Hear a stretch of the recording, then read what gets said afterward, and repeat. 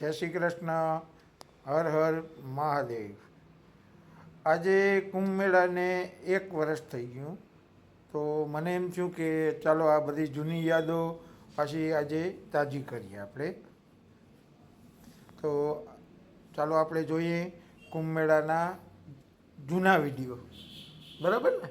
હા, જૂના વિડીયો છે, યાદ તાજી તો કરવા. જો અત્યારે અમે કુંભ મેળામાં ઓલરેડી પહોંચી જ ગયા હતા, પણ હવે અત્યારે અમે જઈએ છીએ ત્રિવેણી સંગમ સ્નાન કરવા માટે. બરાબર.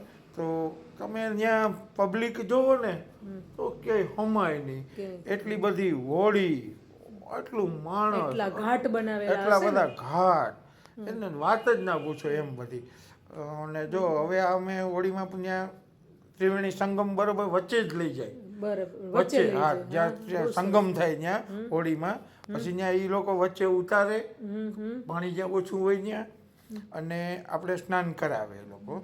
અને સ્નાન થઈ જાય પછી જે કંઈ તમારે પૂજા વિધિ કરવી હોય, બરાબર, ત્યાં પંડિતજી એ હોય, બીજી એક હોળી હોય એમાં રાખીને બેઠા હોય, તો એ હોળીમાં બેસીને આપણે બધા પૂજા વિધિ એ કરાવે.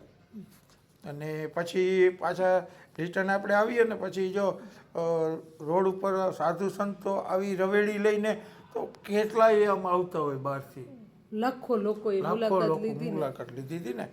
પછી આ બહુ સરસ છે ત્રિવેણી જો ઘાટ ને જો તો. અને જે સામે દેખાય છે ને કિનારો, એ ત્રિવેણી સંગમનો જે ઓલો મેન ઘાટ હતો ને આપણે, એ બરાબર એ છે. અને આ જે છે દેખાય છે ત્યાં સુતેલા હનુમાન છે સામે. તો એ મંદિર ત્યારે બંધ હતું, ઓલી ભાગદોડ થઈ હતી ને ત્યારે જ અમે સવારે થઈ હતી ને અમે બપોરના પહોંચ્યા હતા, એટલે એ મંદિરને બંધ કરી દીધું, કારણ કે માણસો એટલા બધા વધી ગયા હતા, બરાબર. અને એનો નજારો તો કંઈક આખો અલગ જ હતો, બરાબર. એટલે જે ગયું હોય એને જ ખબર હોય. અને અરે ભાઈ, એની ત્યાંની સિક્યુરિટી, ત્યાંની વ્યવસ્થા, એ નક્કી યોગી સરકાર, ત્યાંનું પાર્કિંગની વ્યવસ્થા, ચારેય દિશામાં પાર્કિંગ, ગમે એ બાજુથી આવતા હોય એ બાજુ પાર્કિંગ. એટલે આ પાર્કિંગ છે અમારું. આમ તો ખાલી જોઈ લો, ઓલ ઇન્ડિયામાંથી બસો આવેલી, એ ખાલી નક્કી કે એ વાહનનો તો થપ્પો લાગી ગયેલો.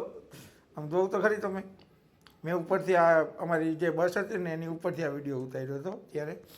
તો નક્કી કે વાહન રાખવાની જગ્યા નહોતી, અને ક્યારેક ક્યારેક તો વાહન પાર્કિંગમાં અંદર રહી જાય ને તો 24 કલાકે તો પાર્કિંગની બહાર નીકળતા હતા, એટલી ટ્રાફિક હતી.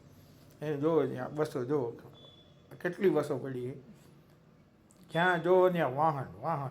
અને મારા ખ્યાલથી આ પાર્કિંગમાંથી અમારે છે ને 15 થી 16 કિલોમીટર હાલીને જવાનું હતું. ઉતરીને ભાગો જલ્દી ઠેલો ખંભે નાખીને એકદમ જોઈ લ્યો આ બધું પાર્કિંગ.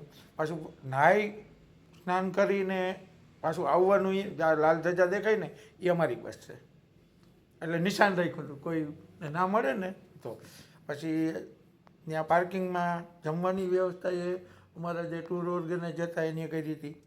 તો મસ્ત નક્કી કે જમવાનું બનાવ્યું, પાછા રિટર્ન આવે એટલે, કારણ કે 1 દિવસ થાય આખો, તો ત્યાં તો સારું મળે ના મળે, તો પછી કે પાછા આવીને જમી લેવાનું અહીંયા. તો અમારા ચંદુભાઈ છે, ચંદુભાઈ નથી, આ છે આપણા રસોઈયા. અમારા ચંદુભાઈ તો ક્યાંય દેખાતા નથી એમાં. એ રોટલા બોટલા જો આમ બને છે, એટલે ઘર જવું જમવાનું. મજા આવી હતી, બહુ મજા આવી હતી. 3 બહેનો હતા, એક ભાઈ હતા રસોઈ બનાવવા માટે.